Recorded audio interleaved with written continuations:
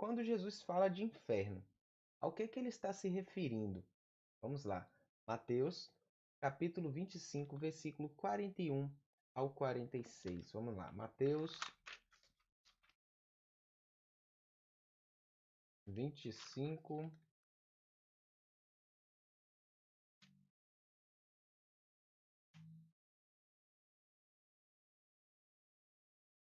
Mateus, capítulo 25,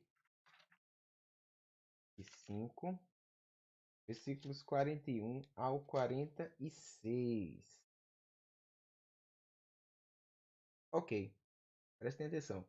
Então o rei dirá também aos que estiverem à sua esquerda: Apartai-vos de mim, malditos, para o fogo eterno, preparado para o diabo e seus anjos. Porque tive fome e não me deste de comer, tive sede e não me deste de beber. Sendo forasteiro, não me hospedastes, estando nu, não me vestistes, achando-me enfermo e preso, não fostes ver-me. E eles me perguntarão: Senhor, quando foi que te vimos com fome, com sede, forasteiro, nu, enfermo ou preso, e não te assistimos? Então lhes responderá: Em verdade vos digo, que sempre que deixastes de fazer a um destes mais pequeninos, a mim deixastes de fazer. E irão estes para o castigo eterno, porém os justos para a vida eterna. Então, quando Jesus se refere a inferno, ele está se referindo ao destino daqueles que irão cometer atrocidades, irão cometer maldades, irão cometer pecados, certo? E não se arrependem desses pecados. É muito importante que vocês entendam que são pessoas que cometeram os pecados, mas não se arrependeram deles, certo? E quanto a isso, mais um detalhe. Aqui Jesus diz que o fogo do inferno ele está preparado para o diabo e os seus anjos. Nessa fala, Jesus está dizendo o seguinte: o inferno não foi feito para o ser humano. Isso mesmo que você está ouvindo. O inferno não foi feito para nós, seres humanos. O inferno foi feito para o diabo e os anjos dele. Entendeu? É Por que os anjos do diabo? A gente sabe muito bem, desde o nosso segundo estudo da Bíblia, se eu não me engano, de que Satanás ele causou rebelião no céu, certo?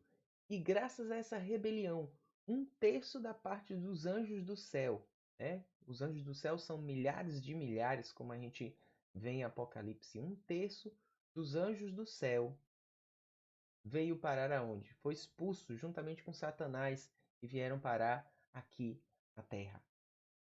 E na Terra, a missão de Satanás se tornou fazer com que nós, seres humanos, caíssemos também nas tentações, pecássemos e que nos tornássemos assim como ele, para que nós também fôssemos diretamente para o inferno. Mas nós sabemos, e nós vimos isso também em um outro estudo da Bíblia, que Jesus Cristo, ele morreu para nos salvar. Jesus Cristo nos salvou da morte. Isso significa que o diabo, ele não tem poder nenhum diante daqueles que se entregam nas mãos de Jesus Cristo. Então, o diabo só vai conseguir levar para o inferno aquelas pessoas que cometeram pecado e que não se arrependeram e não se entregaram a Jesus Cristo, certo? Então, quando Cristo ele se refere a inferno, ele se refere ao destino do diabo e os anjos, certo? Do diabo e também aquelas pessoas que fazem a mesma coisa que eles fizeram e se rebelam contra Deus, certo?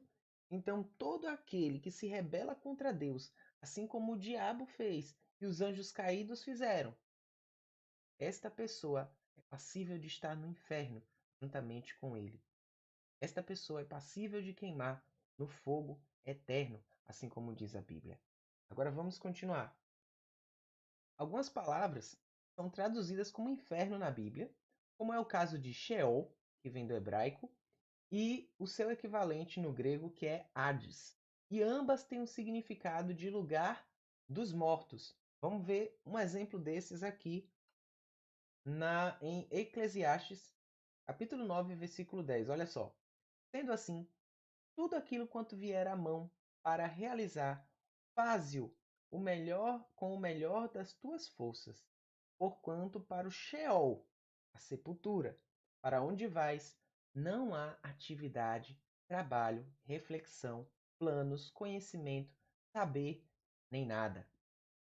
Então, essa passagem, ela está na Bíblia King James, versão atualizada, e ela traz, eu escolhi essa passagem dessa Bíblia especificamente, para que você pudesse ver a palavra Sheol claramente traduzida ali como sepultura. O Hades, a mesma coisa, ou seja, lugar dos mortos. Então, o inferno, ele é o lugar dos mortos, ele é a sepultura, certo? Então, somente por esse significado literal da palavra, a gente já consegue excluir aí da nossa mente aquela situação, aquele pensamento que nos diz que o inferno é um lugar onde as pessoas estão queimando eternamente, um lugar de dor. Quando eu ouvia falar de inferno, antes de eu conhecer a Bíblia, o que é que eu pensava? Eu pensava num lugar onde o diabo fazia atrocidades contra as pessoas, aonde ele castigava elas para sempre, torturava, era um lugar terrível, e essa imagem me vinha à mente e causava espanto a mim. E eu não queria ler a Bíblia, nem conhecer a palavra de Deus, porque eu sabia que aqueles que fossem contra Deus iriam para esse lugar terrível. Imagine que cena se forma na mente de várias e várias pessoas ao redor do mundo que acham que o inferno é isso. Mas quando a gente começa a ler a Bíblia, a entendê-la, a entender o original daquilo que está escrito na Bíblia, a gente passa a entender que o inferno é a sepultura, certo? Então, tudo o que te vier à mão para realizar, tudo que você puder fazer, faça com todas as tuas forças. Aqui está um outro ensinamento muito importante nessas palavras. Porque a sepultura, o inferno, para onde a pessoa vai, lá não há o quê? Atividade, trabalho, reflexão, planos, conhecimento, saber, nem nada. Então o que é que significa isso? Significa que no inferno ou na sepultura, ninguém vai abrir a boca para falar nada. Está morto. O inferno não é um lugar como as pessoas acham.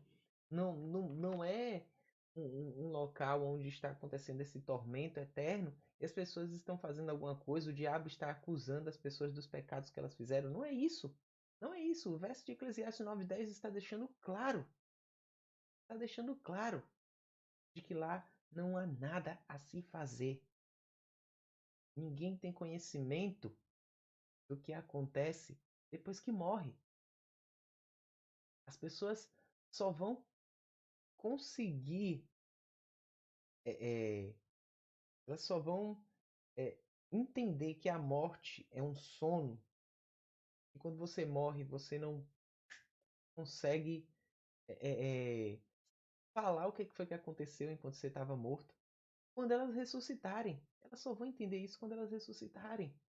E elas vão ver que, num instante, num piscar de olhos, elas fecharam os olhos na morte e abriram os olhos na manhã da ressurreição. E nada do que aconteceu dentro desse tempo elas se lembram. A morte é como um sono. E quando você vai para a sepultura, diz Jesus Cristo, você está descansando. É como se fosse um sono verdadeiramente. Entende? Então, vamos continuar aqui.